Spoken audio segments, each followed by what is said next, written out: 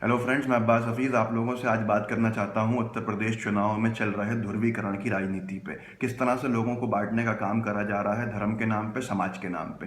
सबसे आगे इन सारे कामों में रहते हैं हमेशा की तरह अमित शाह साहब। अमित शाह साहब को सबसे ज़्यादा समर्थन मिलता है उत्तर प्रदेश में जब वो ये बयान देते हैं कि अगर हमारी सरकार बनेगी तो हम कत्ल खानों को बंद कर देंगे, स्लॉटर हाउसेस के ऊपर पूरी तरह से पाबंदी लगा देंगे। बताना चाहता हूँ जो लोग इसमें बेवकूफ़ बनते हैं, उनकी बातों में आते हैं, उन लोगों को कि अगर उनको इस पर प्रतिबंध लगाना है तो उनको किसी सरकार की ज़रूरत नहीं है, बल्कि केंद्र में बैठी उनकी सरकार ही इस पर प्रतिबंध लगा सकती है, क्योंकि इसके लिए परमिशन केंद्रीय मंत्रालय से लेनी पड़ती है जिसमें उनके मंत्री हैं। अब अगर आगे की बात करें इस हकीकत को कि लोग समझ रहे हैं कि धर्म और आस्था की बात है, ये तो सिर्फ राजनीति है और कुछ भी नहीं है इसमें उनकी। क्योंकि अगर उनको सच में करना होता तो आसाम में वो कई महीने पहले खूब प्रचार प्रसार में लगे। कहीं अमित शाह साहब ने स्लॉटर हाउस बंद करने की बात आसाम में नहीं करी, बल्कि उनकी सरकार बन गई और स्लॉटर हाउसेस खुलेआम चल रहे हैं। उस पर सरकार को कोई एतराज़ नहीं है। नॉर्थ ईस्टर्न स्टेट्स में भी वो कहीं पर भी नहीं कहा उन्होंने आज तक कि स्लॉटर हाउसेस बंद करने चाहिए, बल्कि भारत सरकार के एजेंडे में एक पॉइंट है नॉर्थ ईस्टर्न स्टेट्स के डेवलपमेंट का कि स्लॉटर हाउसेस बनाए जाएंगे ताकि लोकल लोगों की मीट की रिक्वायरमेंट पूरी हो सके। बहुत दूर नहीं जाएं, बल्कि गोवा में आ जाइए।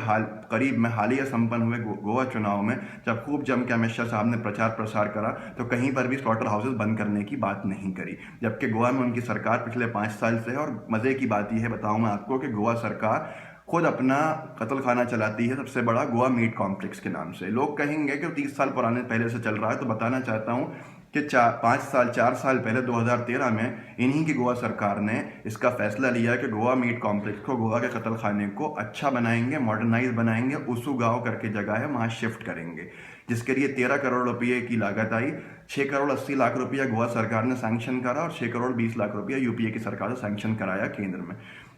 6 करोड़ 80 लाख रुपया कत्ल खानों के नाम पर सैंक्शन करने वाली सरकार के मुख्यमंत्री थे गोवा के उस वक्त मनोहर पर्रिकर साहब, जो आज रक्षा मंत्री हैं और अमित शाह साहब के करीबी हैं। तो ये है इनकी हकीकत, ये है इनकी राजनीति का सच। लोगों की आस्था से खेलना बंद कर दीजिए अमित शाह साहब। आप गोवा में खुद कत्ल खाने चला रहे हैं, आसाम में चल रहे हैं आपकी सरकार की नाक के नीचे, और आप उत्तर प्रदेश में केंद्रीय सरकार से बंद करा सकते हैं, लेकिन आपको उसके लिए चुनाव जीतने की ज़रूरत पड़ गई है।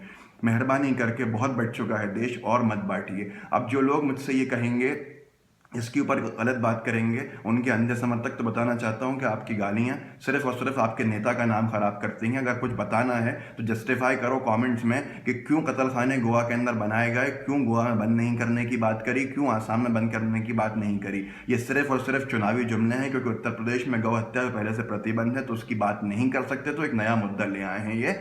और अगर कुछ बताना था तो 73 एमपीज 80 में से गोवा यूपी ने दिए हैं, उसको बताइए, उनके काम को गिना के अपना वोट मांगिए। 3 साल से हैं आपके पार्लियामेंट।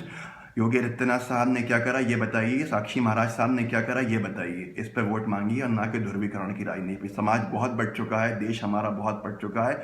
हम जैसे 80% देश के युवा, हिंदू हो मुस्लिम हो, साथ लेके चलना चाहते हैं, साथ रह के चलना चाहते हैं, मोहब्बतों के साथ। मेहरबानी करके ये काम करिए जिससे मोहब्बतें बढ़ें। जय हिंद, जय भारत।